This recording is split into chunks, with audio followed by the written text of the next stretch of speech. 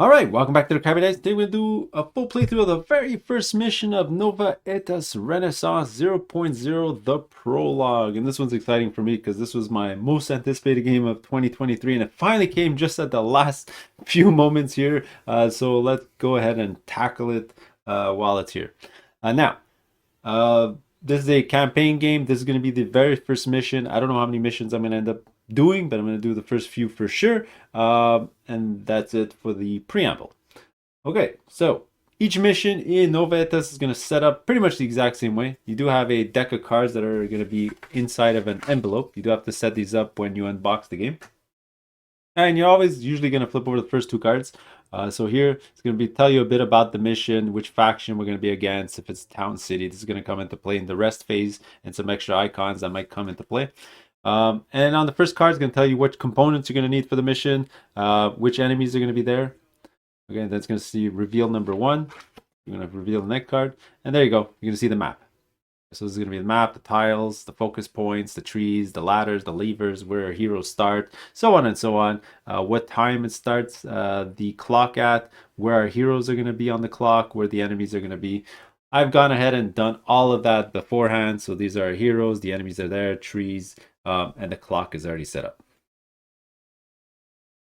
Last thing to notice on the card, it's going to say read entry 0.0-1 from the binder. After setting these up, these two cards, normally you can just toss them aside. You're not going to need them anymore.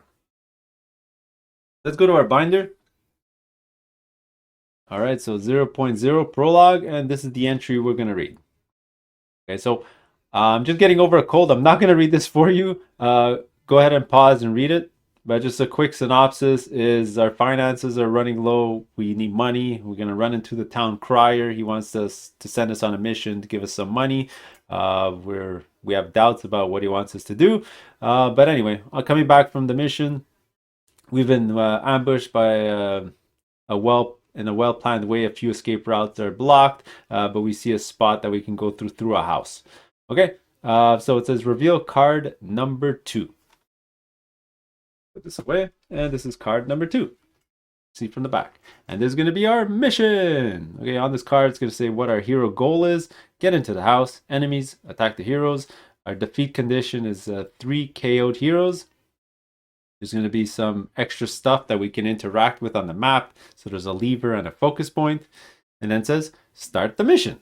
All right, awesome. Okay, so before we start and get into the nuts and bolts of the game, let's just give a high-level campaign view of what we're going to be dealing with over here. This is the first mission, so I'm going to go very slow explaining every single rule and what's happening so that we can go much faster in the next few missions. But I want to focus on the heroes I'm going to be using for this mission. If you got the Kickstarter, then you got a few extra stretch goal characters, which I'm going to be using. I'm not going to be using just the 4 out of the core box. And I'll just give you a rundown of the heroes. We're going to use Valerio, which is the sort of squire, the heavy tank. So he's got a lot of melee attack damage that he can give out and a lot of defense against melee. So he's going to be our tank. We're going to be using Rebecca. Now these two characters are in the core box. She's the mage, the exact opposite. Great at flinging out spells, horrible at defense. Maybe a bit of a glass cannon. And the two characters that I replace is Sophia, which was the rogue. Instead of her, I'm going to use Fatima over here, who's the vagabond, but you can think of her as a bard as well, which is probably what I'm going to turn into. What makes her special is she's got a bow, and she's got her guitar, so she can send out these tokens to give people bonuses when they roll. And then I'm not going to be using a healer. I know it's surprising. Most of these games, you want to have a healer there to heal your team, but screw that. Let's not waste time healing. We're just going to go full attack strength here, and I'm going to be using Agorix, who is the druid who has some interesting spells, and he can be an animist or a geomancer going forward later on, and his stats are pretty darn good. All right. Oh, and obviously why I wanted to use him was because of his familiar. So he's the only one that has a little pet that follows him around. So a little owl, and he's super cute. I love these familiar tokens. They have a little half moon. You're going to notice these. They're the same from Black Rose Wars, and they sort of attach to the character so they can stay in the same square space. Yeah, there you go. There's my little owl. All right, so that's my team, and we're going to be going against these guys. All right, so the core initiative system of the game revolves around this clock. All right, this is what we're going to be interacting with to figure out whose turn it is. So you're going to see a minute hand, and the square region right after the minute hand are the characters that have to activate next. And then when all these guys go, they're obviously doing stuff that takes time. They're going to be further down the board. Then the clock's going to move, and it's going to be the next square after that. And then it's going to keep going until it hits the next group of characters to activate next.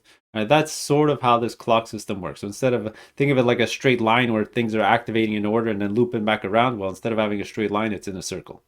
All right, that's just that simple. All right, you're going to notice at the start of the game, all our characters start over here, which means we are going to go first. Okay. If there's multiple characters within the same region, the actual order is going to be dictated by the swiftness stat of the characters. At the start of the game, all the characters have 5, so the players get to decide which order they're going to activate in. So what do we want to do? I think what I'm going to do is activate my mage first. First activation of the game, we're going to use Rebecca. All right, so let's use her 5 time that she's allowed for the round. Now that's also her swiftness stat. All right, this is a 5, which means you're allowed to use 5 time worth of actions for your turn. Okay, the first thing she's going to do is she's going to use 2 time to activate her energy shard. All right, so it's charge 2 time. Use 2 time.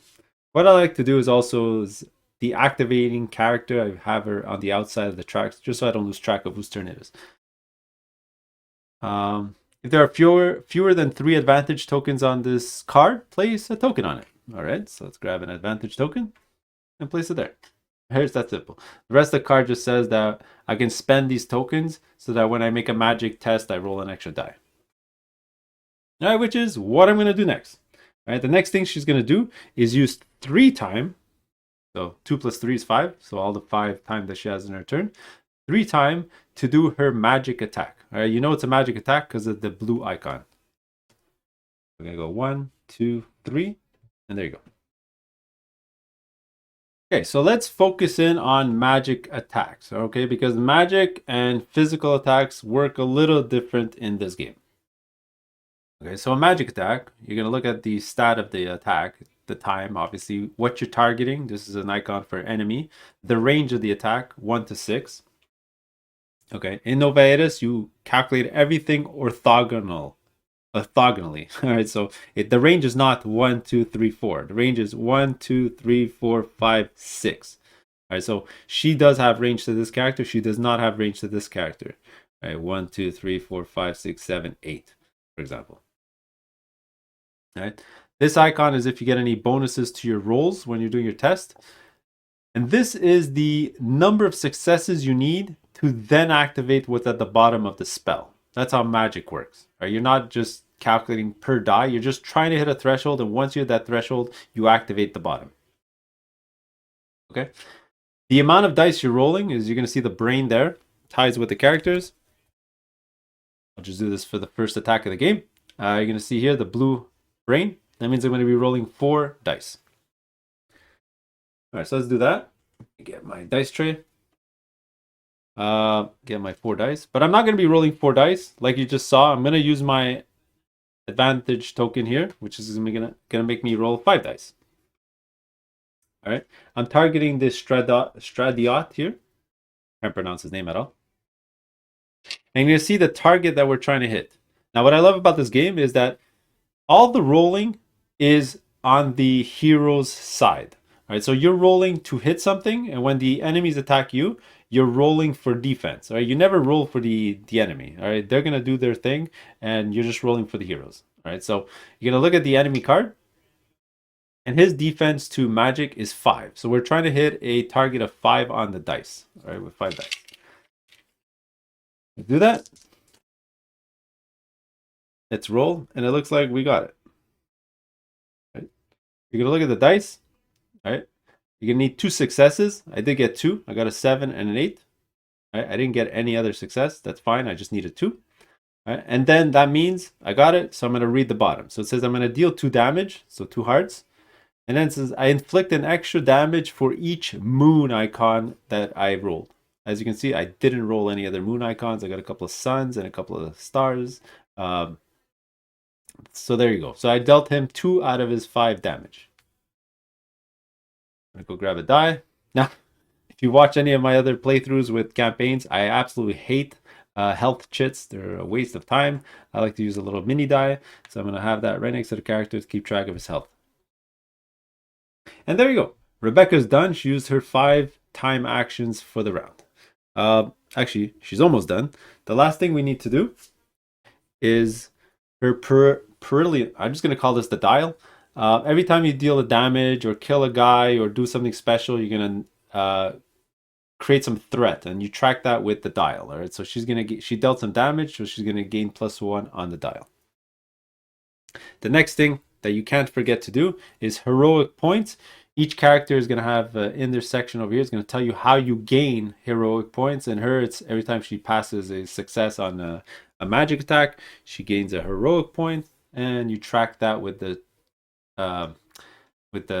stack over here, or the stat over here. All right, so she's going to be at 1.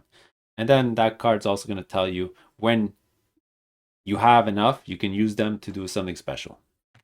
All right, for Rebecca, we'll do this just for the first round of the game.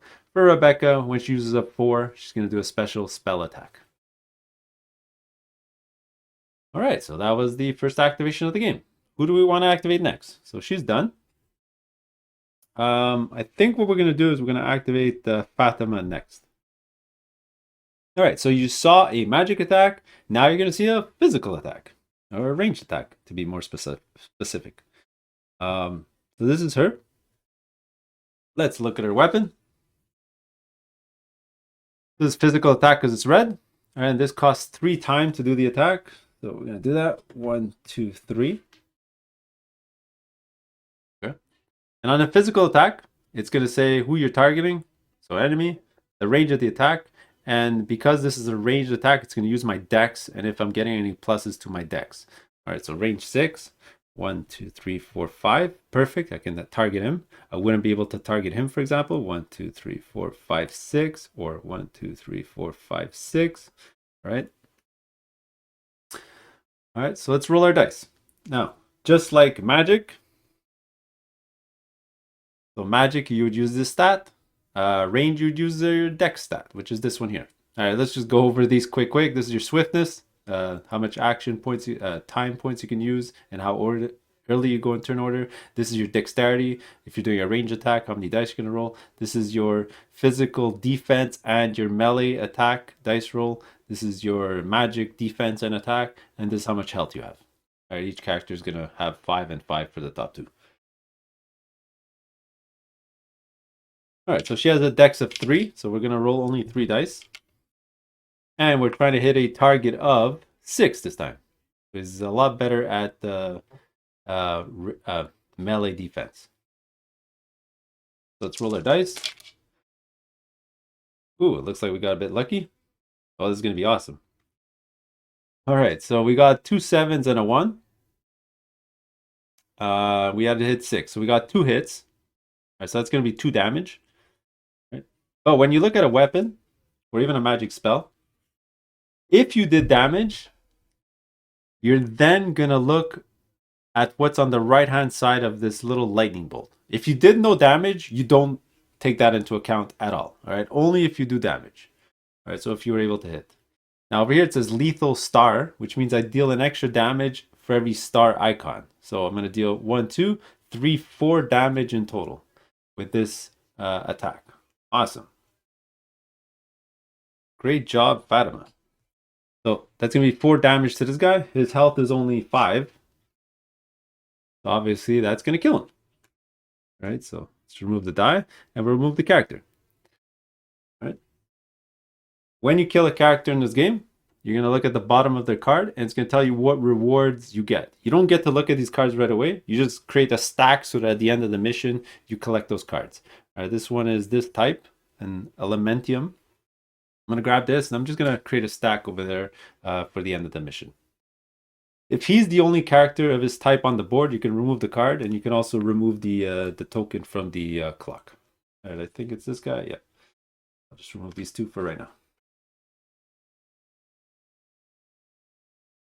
Now Rebecca's not done. She is gonna gain some threat. So she did a damage 1, and she killed a character. You gain an extra +1. So she's gonna be at 2. Okay. That was only 3 times. She still has 2 time left over. What she's gonna do is use her guitar to give out these tokens. Okay. All right, which leads me to fate tokens, which leads me to a bit of a issue I have with the game, is that the card doesn't match the rulebook for this expansion character. Either the card is wrong or the rulebook is wrong, and I'll show you why. All right, if you look at this guitar, it clearly says use 1 time to assign a fate token to any hero on the battlefield. That has none. Okay, so I guess I have 2 time left over. I can give out 2 tokens, right? Well, not necessarily. If I go look at the rulebook, and I go look at the, this is the stretch goals rulebook. It clearly says at the bottom here, fate tokens. Place 3 fate tokens on her guitar. During her activation, she could spend 2 time to give a hero within 4 one of the tokens. So what are we going with? 1 or 2? Well, these tokens are pretty powerful, I gotta say. So I'm gonna go with the rule that it actually takes 2 time to give out this token. All right, I'm not gonna follow the card. I'm gonna follow the rule book. Somebody can write down below if they actually made a ruling on that or something, but I'll just go with that. Those rules. Okay, so she's gonna use 2 time, 1, 2, which is all the time for a round, and she's gonna give out this fate token to a character. I'm gonna give it to the. I guess I'll give it to the druid for right now. Sure, let's just do that. So that's going to be it for these 2 characters. All right, they're done. And now I got to activate the other 2, which is not exciting because my melee guy has no one to attack now. So let's do his turn next because it's going to be pretty simple. Actually, before I do that, I did forget one thing.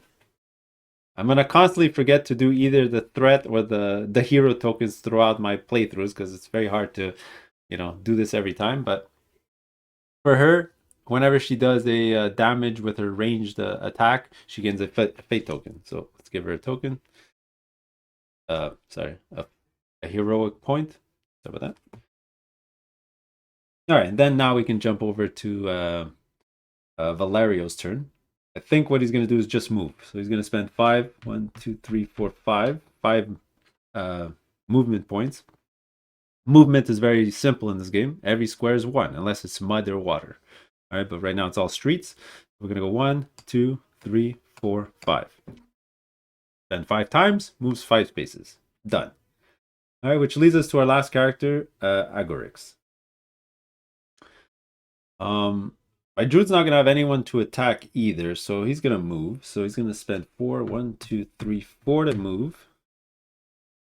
1, 2, 3. And let's go. Let's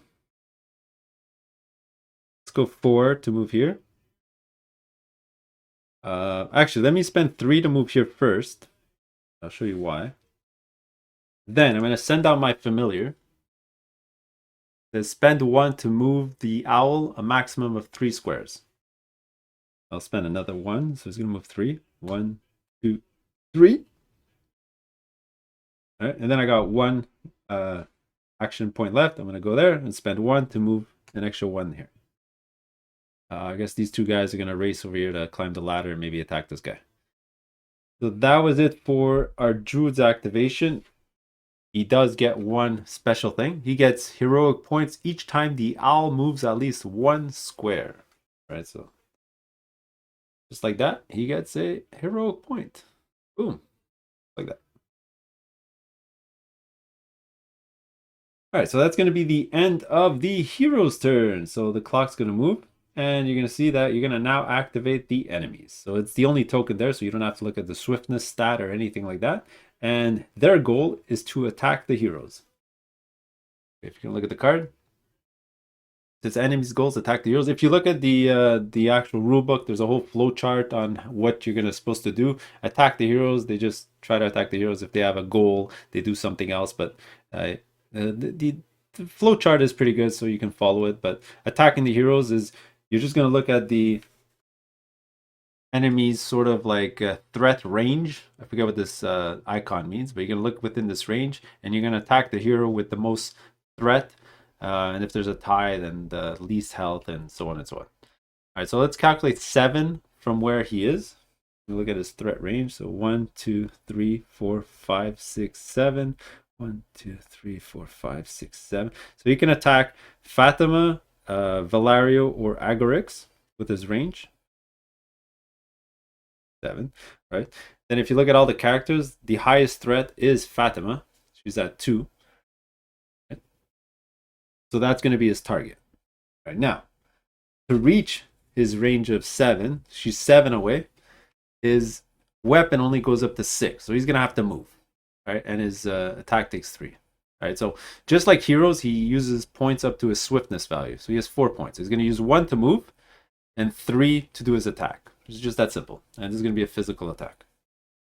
There's going to be 1 to move. Boom. Now he's in range. 1, 2, 3, 4, 5, 6.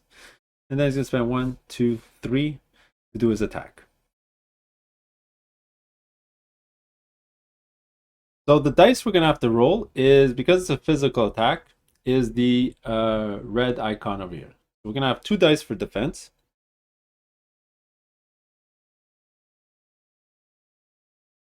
And when you read an enemy card, it's going to tell you all the information you need to know. This is the time it takes. This is the range of the attack. It's going to automatically do 2 damage to us. What we're rolling is the defense of those 2 damage. So for every 7 plus we roll, we'll prevent 1 of those damages. So that's what all that means. And then it's got stats over here that we'll go over in a couple seconds. But let's roll these 2 dice and see if we can get 7 or above.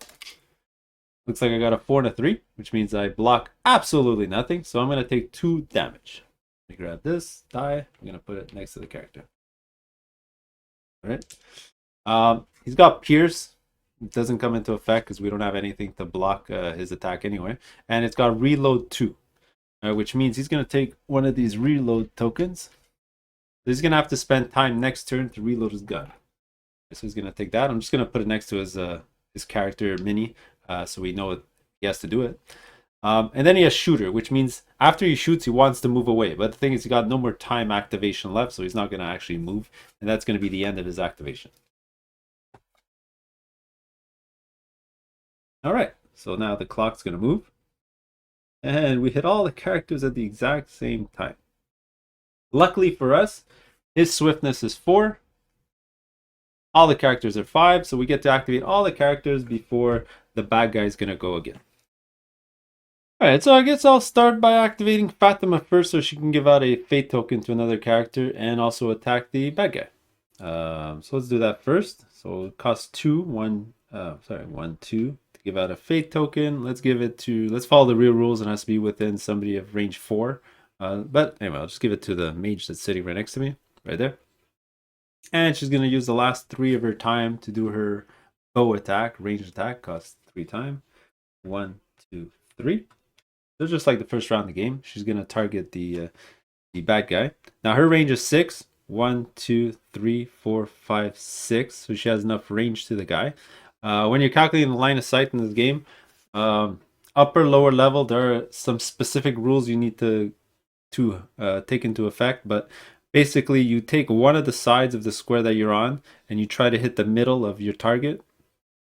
And if you're sort of clipping any other square off the higher level of the roof, then you can't actually target him. So for example, if I was shooting from down here, you're going to notice that if you try to draw a straight line, you're going to sort of clip this square before this square, so it prevents you from attacking him. But this is pretty much a straight line, so we're going to be fine. Okay, so let's roll our dice. Her range is, her dex is 3. So 1, 2, 3. And we're trying to hit a 5 plus because it's a physical attack. So let's roll our dice. Looks like I got 2 8s. That's awesome. And we're gonna look at our card because those 8s are very nice for us. It says over here, lethal star. Oh, actually, it's not a sun. It's a star we were looking for. All right. Either way, we're gonna deal 2 damage, but it's lethal. So if we would have rolled those stars, we would have dealt extra damage. All right, but that's fine. 2 damage is good, and this character has 6 life.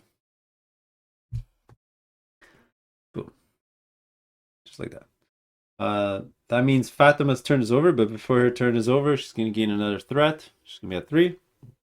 And she's going to gain a heroic point, so she's at 2. That's going to be it for her. Now let's activate Rebecca. Let's see if she can take him out. 1, 2, 3, 4, 5, 6. Now she doesn't have range to the ranged guy here, so she's going to have to spend 1 to move for sure. So that's 1 movement. Now she has range 1, 2, 3, 4, 5, 6. All right, that's going to be perfect. All right, so let's attack. So it's going to be the arcane arrow, just like in the first turn. So it's going to cost 3 time. 1, 2, 3. All right. All right, her magic stat is 4, so she's going to roll 4 dice. And we're trying to hit a defense here of 5. All right, so and we need 2 successes for that arcane bolt. So we got it. All right, so we got a 6 and a 7 and a moon. It's going to come into play. Let's look at the card. It says we have to hit a 5. We got 2 successes, 6 and 7. That's good. So we're going to automatically deal 2 damage, and then we inflict an extra damage for each moon that we rolled. You can see here, there's a moon. Right, most of these sides of these dice, except for the 2 and the 3, have a astro symbol on it. So it's going to be 2 damage, 3 damage in total. So it's going to be a 5. So it's got 1 life left. Okay. Let's get that back to her. Now, like the usual thing, she's going to gain a heroic point, and she's going to gain a threat for dealing a damage. So her turn is, I think, over. She does have an extra time that she can use, but besides moving, there's not much else I want her to do. So let's leave her there. Okay. Which means we now have to activate our other 2 guys. So it's going to be another crappy turn for Valerio. Not much for him to do. I think he's just going to walk. All right, so 1, 2, 3, 4, 5. 5 movement.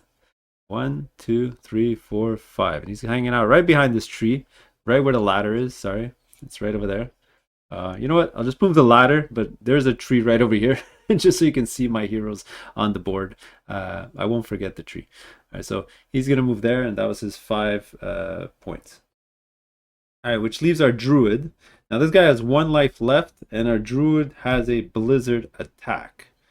So let's do that.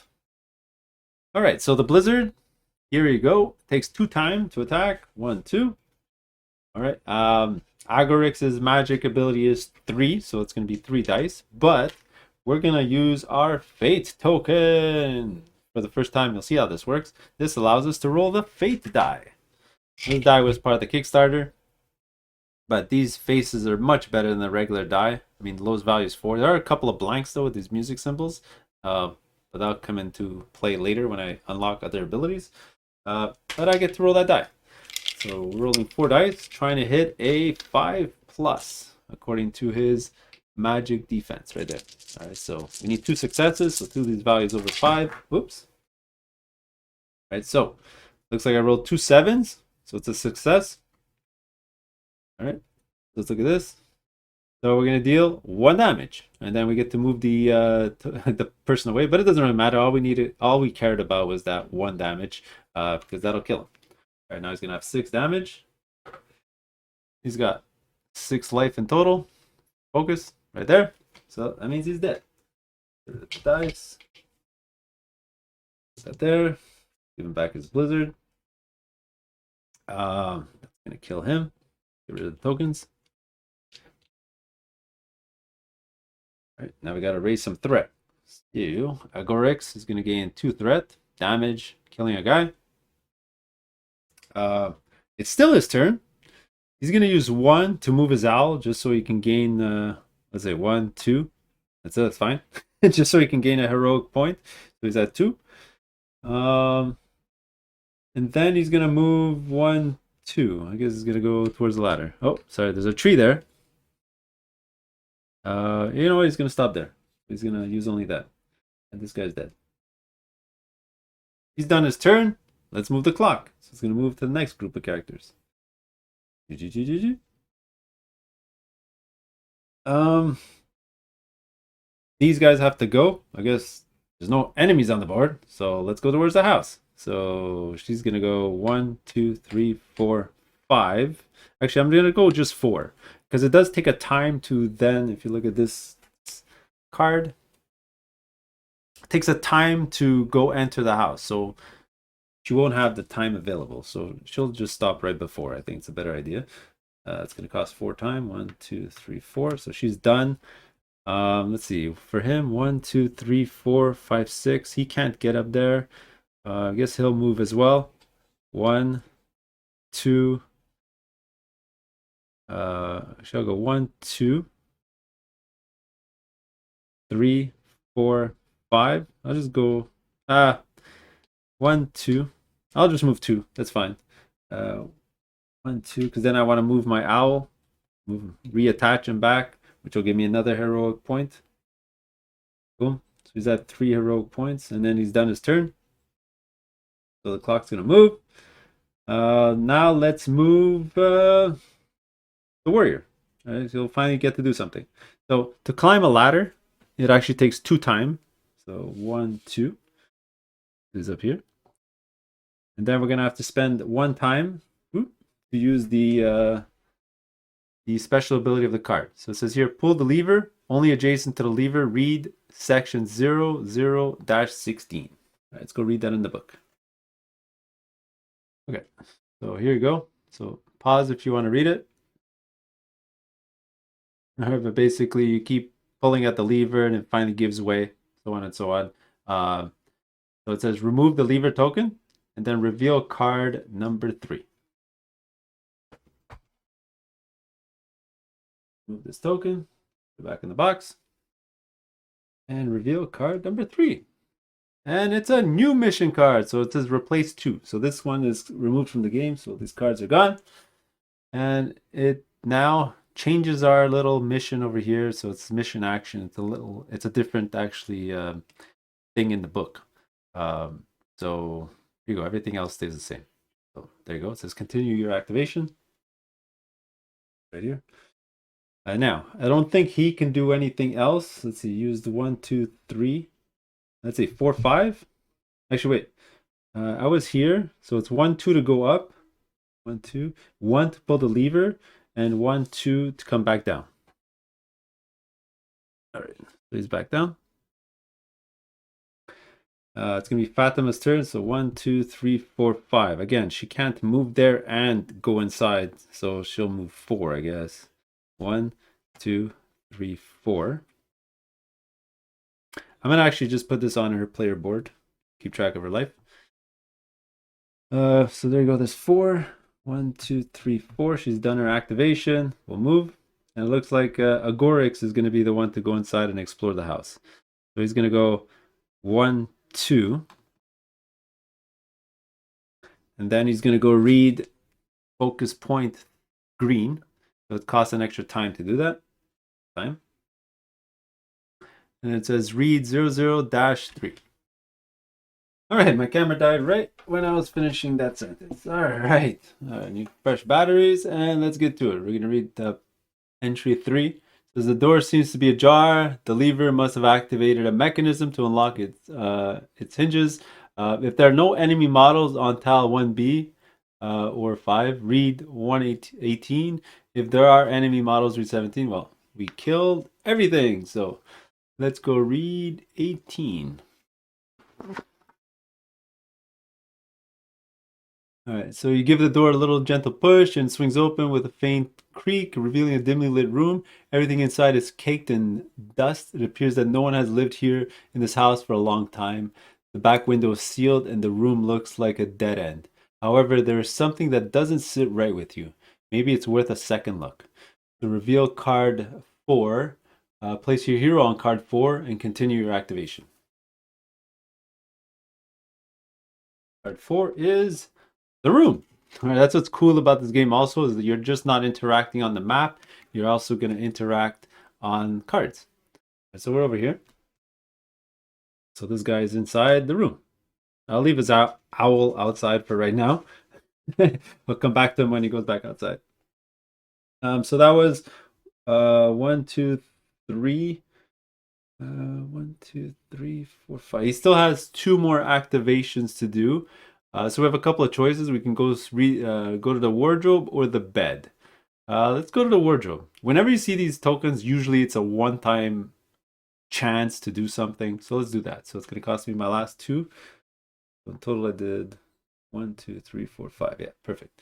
So I'm going to go read entry 7.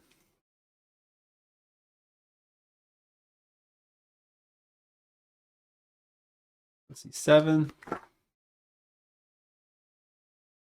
Says you open an old closet door which falls apart on its hinges and shatters on the floor. Woodworms made their wood extremely brittle. In the wardrobe, you can find worn clothes, glasses yellowed by time, chipped earthenware, dishes, and other old junk. Choose one. Continue activation or search amongst the objects. All right, so this is going to be a magic test. I mean, his magic test is 3, so let's try it. So I got to run the 3. So in this game also, if the test doesn't have a number, then the default number is 5. So we have to hit on 3 dice. We have to hit 2 successes. Let's just do that quick. Where's my... It looks like I rolled a couple of 3s and a 1, which means I failed. All right. So if I fail, I read 14. It says gain a stunned token. Oh no. That's not good. So Agorix is going to get a stun token. It says place a cube on the wardrobe, 4 or 7 if revealed. Continue your activation. Well, his activation is going to be done because there's nothing else for him to do. He used all 5 of his activation, but he's still in the room. All right, you got to keep trying. I'm just going to keep the room right here for now. So he's got a stun token and he's done. So this is going to advance. We're going to go to Rebecca. So she's going to move 1. It does cost an extra time to go inside the house. So she's going to be there. And then she's going to read entry. It's going to cost 2 time. 1, 2. And she's going to read entry 6. So let's go and see what's on entry 6. So everything in the room is covered in a thick layer of dust except for the bed, which seems to have been recently made. Intrigued by it, you pull back the covers, releasing a cloud of dust. And as you sneeze, you notice that the floor is scuffed, as if the bed was recently moved. Has been moved several times. So continue activation or try to move the bed. Now this is going to be impossible for her because this is a strength test. And it's impossible for her to get a 2+ on this. You're going to notice that her card has a 1. So she's going to do nothing. All right, that's going to be the end of her turn, I think. Yep. We're going to move and we're going to go to Fatima. Now Fatima is going to have the same problem. Her strength is just 2. So the chances she rolls 2 out of 2. So she's going to move 1. 1 to go inside the house. And let's try. 1, 2. She's on 2 dice. Needs to get 2 5s. Is this even possible? 4 and an 8. Almost, but not quite. So she failed as well. By the way, when you fail, it says you take 2 deep breaths before trying again. Continue activation. So we just got to keep trying until we get somebody strong enough to move this bed, which is going to be the fighter outside. So, you know, I'm just going to make this go quick just so we can get him inside and do that. So she's done. This is going to move. By the way, when we crossed the 12-hour mark, this was actually supposed to tick up to 6. Sorry about that. So he's going to move 1, 2, 3, 4, 5. Of course, this is going to take a while. This is going to advance. They're going to do a wait. 3, 4.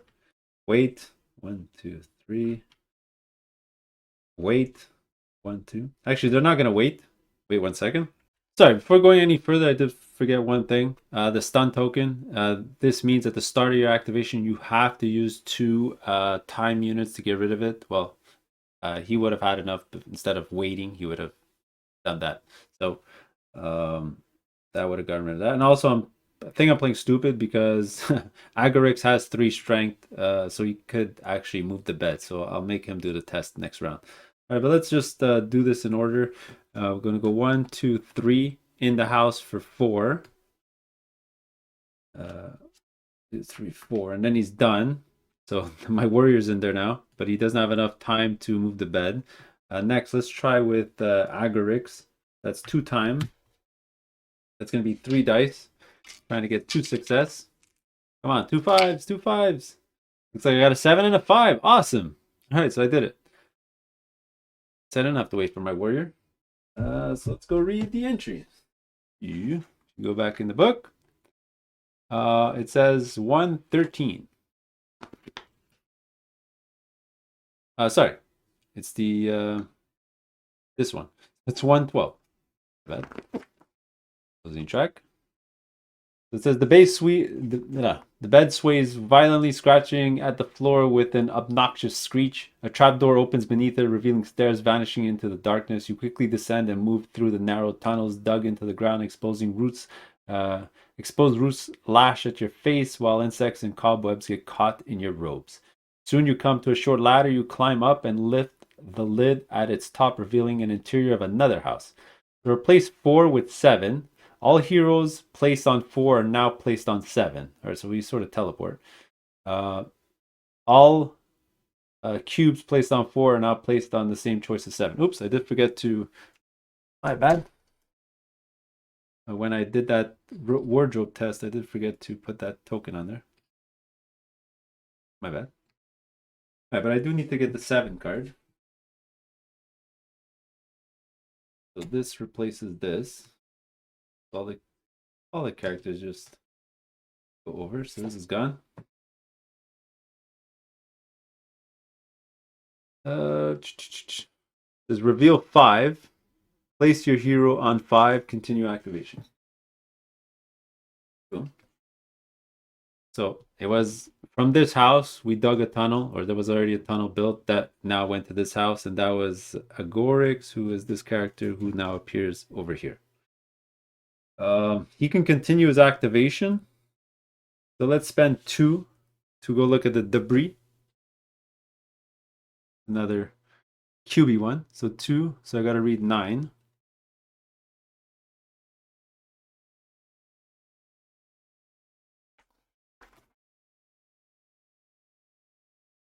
The door is covered in rubble. Debris from the upper floor collapsed. You notice something buried beneath, so you move a few boards and a couple of large stones to retrieve something useful. So draw a diamond card. Place a cube on the debris. So get one of these. Also, I did forget, obviously, when I killed this guy, I'm just remembering now, the rewards was 2 diamond cards. So let's grab a couple more of these Acuna cards. So I should have 3 in total. Now I gotta add a cube. If I can reach one on the debris. I think that's all I'm gonna do with him. Now my other characters are gonna go. So Fatima's gonna go. She's gonna use 2 to use the trap door to now appear here. I like to keep my characters together, so she's done. Then Rebecca's gonna do the exact same thing. 2 to go over here. All right, cool. So now what do we want to do? So she can end her turn there. Yeah, let's do that. So instead of activating again, let's call it a day. So it's going to advance. Now, from here, Rebecca or Fatima can go. Let's make Rebecca go. So it's going to cost her 2 time to look out the window. So this is going to be entry 11. All the way in the corner. All right, so as you walk up to the filthy window, you wipe a panel with your sleeve and look outside, but you quickly retreat. Brigands are prowling around the house. They're looking for you, but with luck, you'll be able to slip away into the alley before they find you. If the party does not have it, gain... I believe these are achievement cards 9, so I'm going to get achievement card 9. If 6 is not revealed, read... So 6 is not revealed, so read 19.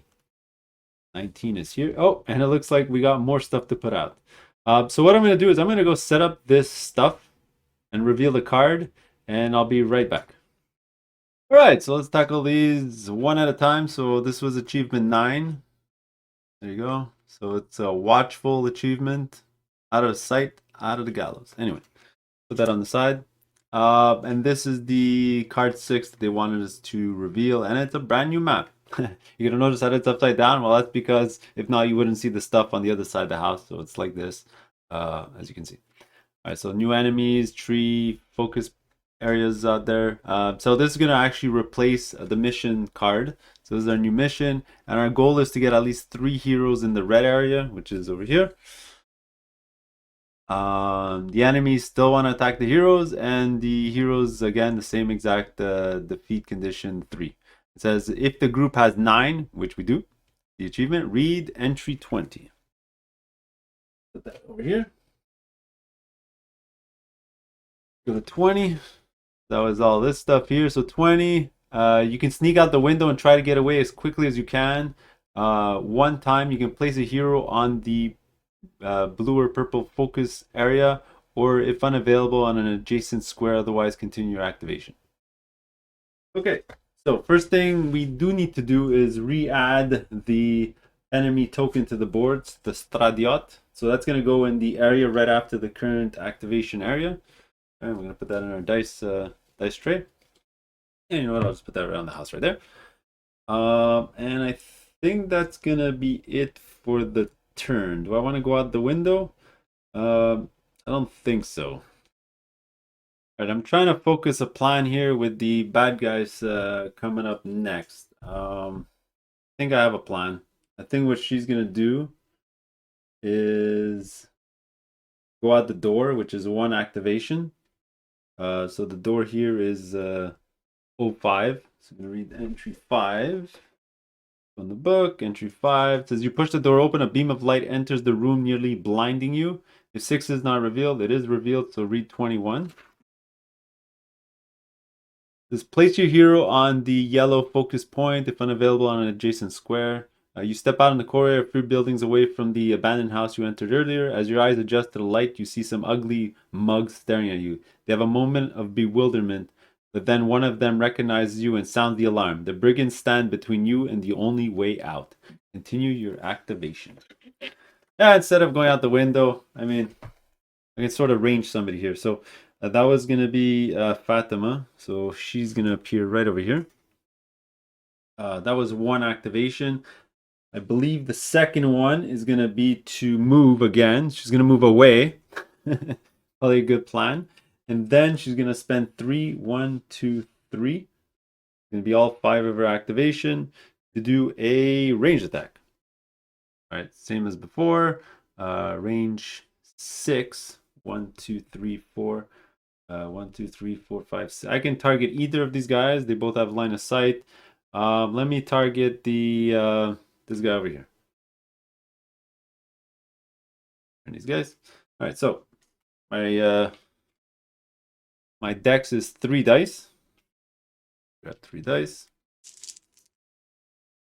And let's do it. So I need to hit a 6. 6 to hit these guys. That's a lot. So let's see what we do.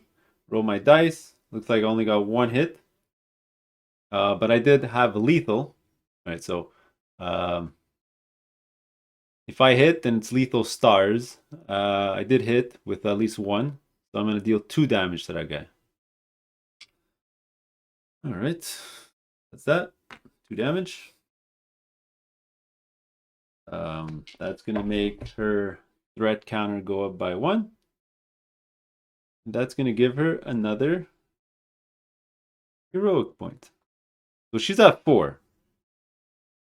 Now, right now, next turn probably, she can use her special ability, upgrade. So I can spend the time with all 4 heroic points to perform an attack twice on the same target, rolling the 3 dice of the fate instead of using the characteristic indicated on her attack. Ignore the bonuses, so on and so on. That's pretty good. The double attack. So that's going to be it for her. This is going to move. And now the bad guys are going to go. Okay, now there's a reason I backed up, and you'll see, is that their sort of area, I forget what this is called. I'll double check it, but I'll probably write it down in the video, but I think it's the control area. But anyway, 3, 1, 2, 3, 1, 2, 3. So I'm out of the area. It doesn't really matter. If you read the flowchart of the AI, then they go towards the closest enemy that they can attack. So this guy's going to go 1, 2, 3. This guy's going to go 1, 2, 3, 4, 5. Oops. And this guy's going to go 1, 2, 3, 4, 5, I guess. And the reason he didn't attack is because, even though the one in the middle only moved 3, he would add 2 time left over, but his attack takes 3, so he would not have attacked. All right, so there you go. All bad guys have gone. 1, 2, 3, 4, 5. New hour. And the good guys are going to go again. All right, we're almost done. We just got to kill these 3 guys and race to the end here, and we're good to go. So which of our 3 characters do we want to go? Well, all right. This guy's going to end up doing nothing all mission, my tank. It's going to be hilarious. I might as well move one of these 2 guys first. Let's move the mage. So she's going to spend 1 to go out the door. Let's go. So when that space is blocked, it has to be an adjacent spot. So I can either appear here or here. Let's go here, I guess. Yeah, that's fine. And from here, she's going to use her magic attack. 1, 2, 3. She'll use her fate token. So that's going to be 4 dice. 4 dice plus a fate die. Yeah, 4 magic ability, and we're trying to hit a 5. Let's do this. Hopefully I deal 3 damage to kill him. Let's see. Looks like I definitely hit. So 2 success here. Yeah, and I got some moons. All right, so remember her arcane arrow. I need 2 success. 8, 8 success. Good. So I'm going to deal 2 damage and an extra damage for each moon. Moon, moon. So that's going to be 4 damage in total. Doesn't matter. He had only 3 life left, so he's going to die. He's gone. And he's going to give us a... Sorry. One of these cards. Elemental. That's my stack. Alright. So that's going to give some people some threat. So let's raise her threat by 2. And let's give her a hero point for hitting a spell. I believe that is it for her. Now let's do yeah, so 1, 2, 3, 4. Actually, she only used 4. She can move again, but if I move, there's gonna be actually I could move. She's got a dagger. Yeah. So it says by equipping this card, you gain elusive, which means you don't get the attacks of opportunity, which is if you leave the adjacency or orthogonal adjacency of an enemy, they're not going to attack you because I'm elusive. So let's spend that. 1, 2, 3, 5. Yeah, and I'll move and I'll go back over here. Back up a little. Yeah, that's fine. All right, so next let's activate Agorix. He's going to go 1, go outside. Boom. Unfortunately, he does need to move again to do an attack. Unless he does a... I mean, he can do magic, which is only 1 damage, or try to hit somebody with his staff. So he's going to move again. 2. So he's going to move next to this guy. And he's going to take a swing. So that's going to be first time I'm attacking with melee with this guy. Oh, before I forget, I'm going to leave my... He's going to have his out. All right, so let's look at his card. So it's 3 time. 3. And his activation after this. Target 1 guy, 1 space away, no bonuses. And if I roll a double sun, gain an advantage token. All right, cool. This is a regular staff. All right, so I'm trying to hit a 6. I'm rolling 3 dice. And hit 6s. Let's see what happens. Looks like I just got 1 hit. 1 6, a 5, and a 1. So it's going to take 1 damage. I'm gonna raise his threat by 1. That's 3. Now he doesn't have enough. Oh, I would have loved to have moved this owl so that he could have got his heroic point, but he's out of actions. All right, which leads us to our tank. So he's gonna spend 1, 2 to go to this card, and another one to go outside. He's back. He's back. All right, so I'm gonna get rid of these 2 cards because they're completely useless right now. We're not gonna go back in the house. Okay. Now what else can he do? He's gonna move one space. That's 4, and I think that's it. I'm gonna call it a day. Okay. All right. So Fatima's turn. So Fatima's got a bow, which makes her attacks weak. So if the targeted enemy is within 1, this attack gains weak, which means you can only deal max 1 damage. So I'm not gonna attack this guy. It'll be kind of pointless. Let's long range through my guy, and you can shoot through your own guys, just not through enemies. So let's shoot this guy over here. That's gonna be 3. 1, 2, 3. For the range, I'm in range, so I'm gonna roll 3 dice. For my my dexterity is 3. We're trying to hit 6. Come on, lethal diamonds. So I only got 1. Oh my god, there you go. So I got a 6 here. I didn't get any stars, so my lethal won't affect. It won't come into play. So I'm just gonna put. Whoops! I made the dumbest mistake ever. Obviously, I wasn't aiming for that guy. Just move the damage here. Let's move the clock. Now we're in the region. Both characters in that region have swiftness of 5. When there's a tie, the enemies go first. You're gonna see here their swiftness is 5. Alright, just like the heroes. So he's gonna activate first. Now there's 2 of them on the board. They're gonna activate independently of each other. Their swiftness to attack is 3 times. So they're gonna use 3 out of 5 to attack. So which one are they gonna attack? So their sort of area of threat, I forget what this icon is called, 3, is pretty much all the heroes. Okay? Let's start with the simplest one. He's gonna attack Fatima because she's tied with the most for threat. So this one's gonna attack him. It's gonna be super simple. So let's roll. Now, I do need at least 1 block or she's gonna die. All right, so it's gonna be important. I got it, thankfully. So 7, which means technically 3 gets through, but she's got an armor which soaks up 1 damage for the round, the game. So she's gonna take 1 there, which means she only takes 2, which makes this go to 4. So she's got 1 life left. I don't know why she had damage and I didn't use this. I must have forgotten to activate this in the prior section, but that's fine. Okay, so that was this guy's attack. With the other 2 actions, he can't do anything, or the other 2 time. Which leads me to this guy. Now he wants to attack Rebecca because she's at 4. She's got the most, or Fatima, but he can't get to Fatima, so forget about that. So he will want to walk over there to attack her. But the problem is that it's 1, 2, 3 to get there, and then he won't be able to attack.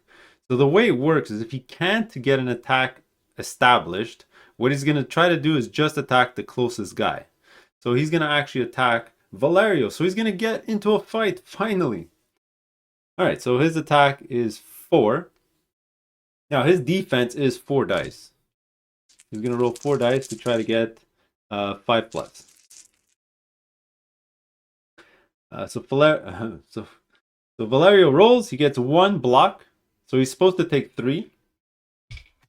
Now Valerio has a shield token, which he's going to use. So he's going to take 2. But he also has resistance. So he's going to put a token on here. So he's only going to take 1. Let me just take a blue one. And this, he's going to take 1 damage. So health-wise of my characters, let me zoom out for 2 seconds. Valerio's only got a damage. Agorix is fully healed. Fatima's got 1 life left, and Rebecca's at full life. Now, same thing with his buddy over there. He used his thing to attack, and now he's got 2 hour left where he can't do anything with it. So 1, 2, 3, 4, 5. Okay, so the next person to activate is Valerio. He's gonna do something finally. All right, let's see if he can kill something. Okay, first things first. Valerio gets a shield token back on his shield. I didn't mention this at the start of the mission, but this thing, the way it works, kind of late now, but he was never in a fight. But at the start of his activation, if there's no shield token on it, he gains 1. There you go, done. All right, so he's gonna use a sword. Get this up close and personal. So it costs 3 time. 1, 2, 3. Obviously, he's attacking the dude that's right in front of him. He's going to roll 4 dice because that's his melee strength, but he's also going to use the fate token. He's going to roll one of these. So he's rolling 5 dice. And he's trying to hit, let's see, he's trying to hit 6s from the Stradiot. All right, so let's see if we can get 6s. Whoops. So looks like I got 2. I got 2 damage. Yeah. So it's going to be jump to 3. And he activates tackle. You see tackle? All that means is this guy's going to get pushed back. And then my guy's going to advance with a dash. So it pushes him. All right. Not as exciting as I thought it was going to be. But our dude actually gets a threat point. His first one. Let's move his dial 1. Woohoo! Got 1. He did something. All right. Now he's got 2 more things that he can use. I guess he'll just sit there. I mean, he'll get to attack again before they activate, so he's good there. Let's move the hourglass, the time marker. So now we got Agorix or Rebecca that can activate. Okay, I guess Rebecca's gonna go. She's gonna use her energy shard. 1, 2. She's gonna try to blow that guy away with 1 attack. So it's gonna get advantage token. And then she's gonna do her arcane arrow. 1, 2, 3. She's gonna go from here to here. Range 1 through 6. So 1, 2. It's good. Line of sight. We're good. Roll them dice. So she's gonna use this to roll 5 dice. We're just trying to hit a 5. All right, 5s. Come on. Looks like we got some 5s. So again, if I succeed with 2, that's going to be 2 damage plus 1 for every moon. I got 1 moon. So it's going to be succeed. That's going to be 3 damage in total. So 1 plus 3 is 4.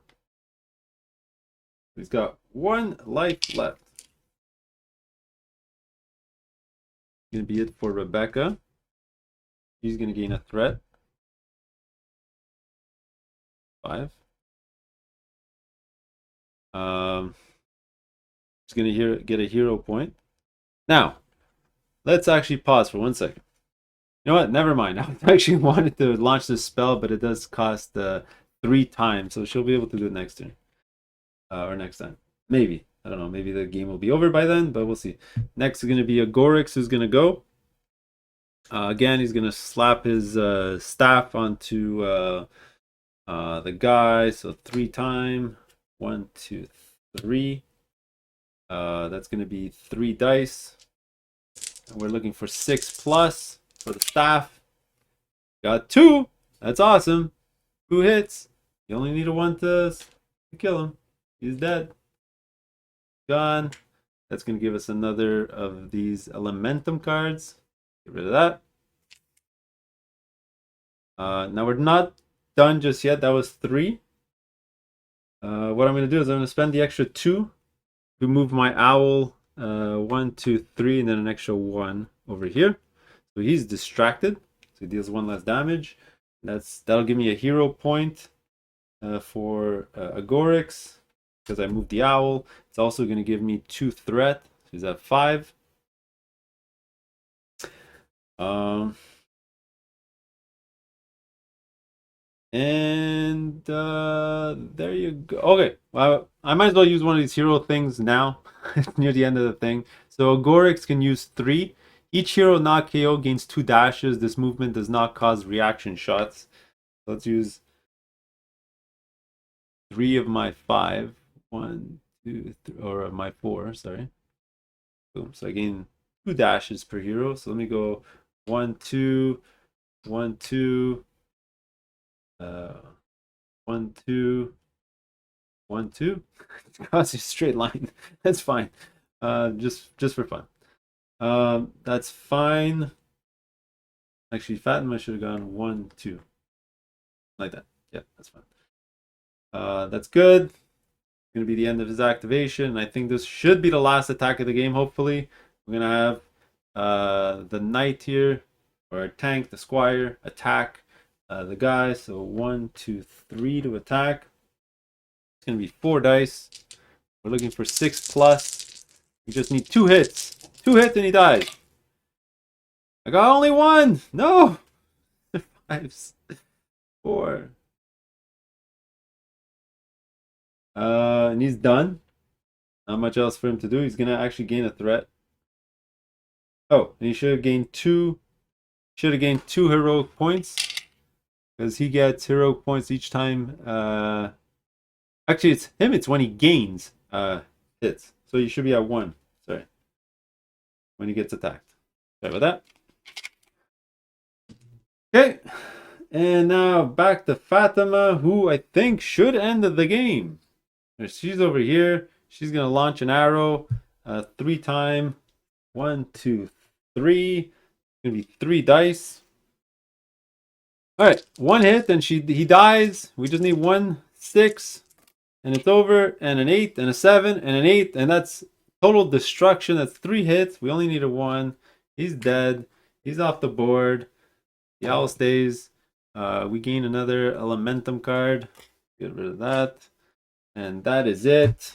And now it's easy. Remove this from the game. We move this out. And my guys are going to move. 1, 2, 3. He's done. Agorix is going to go 1, 2, 3. And then the knight's going to go 1, 2, 3. Boom. And we have the mission completed. All right, so if you read here, it says heroes goals. At least 3 heroes are in the square in the red area. Read section 10. All right, you can see the square area is over here. All right, so let's go read section 10. Book. All right, it says you managed to escape and disperse the brigands in the alley of Crabby. After a mad rush, you stop to catch your breath. You can hardly speak, but your minds are filled with questions. Who are those individuals? What did they want from you? Was it possible that they were aware of the assignment you just accepted? After this experience, you need even more time to rest at home, to recover your strength, and make a trip to the local market. You are well liked in the neighborhood, and your friends will hide you until the next dawn. So loot none. Oh no. Oh, but if we have achievement 9, we loot half.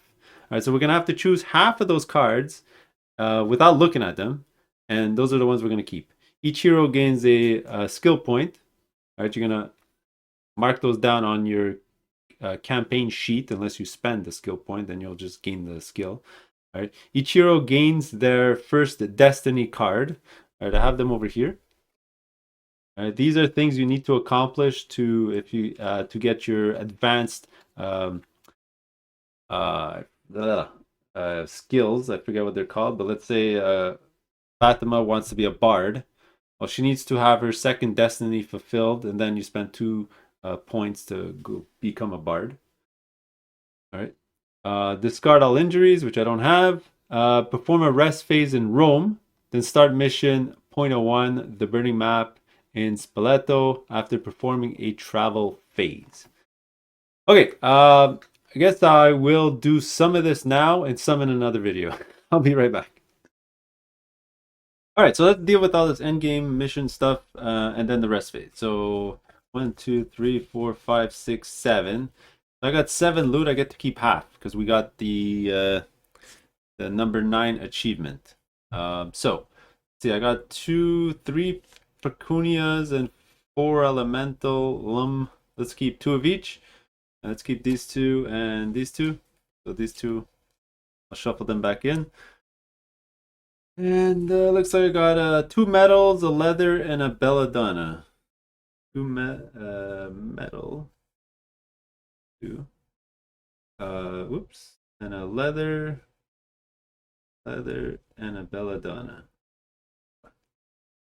So I'll shuffle those back in afterwards. And now the achievement you don't really need to mark down because this one was a discarded mission, so it won't carry over to another mission. If you don't see that icon, that's when you would write it down. But you know what? I want to keep track of everything that I've done, so I'll just put a 9 over here as a reminder that I got it. Now every character gained an achievement, so I'm just circling 1 everywhere. I don't know if I'm going to spend it just yet. I'll probably do that off camera. And then we're going to go rest. So this is a pretty cool part of the game. You know, in between missions, you're going to go to the town. All right, so there's in back of the map, there's the town here. It's the rest board. And in the expansion, this is pretty cool. You do have, as one of the stretch goals, it was these town cards. So the card says we're in Rome. So this card is going to affect the marketplace. Now, if we want to go to the market, everything's going to cost more. If we go to the bats, it's actually going to cost -2 gold, and so on and so on. So -2, -1. And at the bottom over here, this is the Catacombs expansion. If you backed it, it's going to come in wave 2, and that's when this will come into play. Well, we don't have that expansion. It's not even released yet, so let's not look at that. So if we go to town, we'll look at these price fluctuations. So let me do this off camera. I'll be back and I'll decide what I wanted to do. All right, so pretty simple for my heroes. I decided not to use their points just yet, so they're still gonna have no special abilities next mission. Maybe taking a chance, we'll see.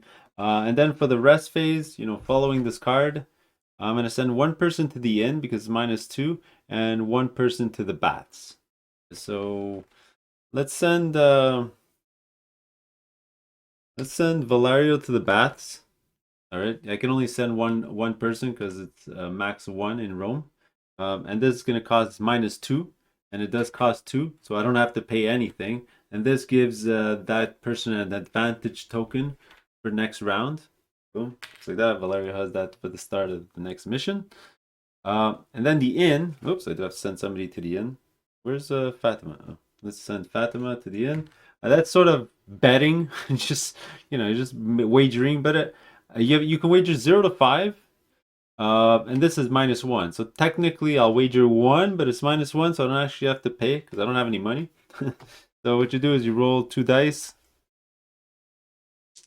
and you're trying to get 10 or 11 plus. So you roll. I rolled a 5, so I lose. I lose all the money I wagered, which is 0. There you go. I got nothing. All right, so these guys come back, and that's it. My other 2 guys are not going to do anything. I don't have any money. I could sell stuff to get money. I could have sold metal, for example, to get 2 coins and so on, to maybe then go to the barracks to hire a companion. I'm going to go kind of naked into the next mission, and we'll see how things go, especially without a healer. So there you go. That's the end of the mission with the rest phase and everything. That's it. Come back for the next one later.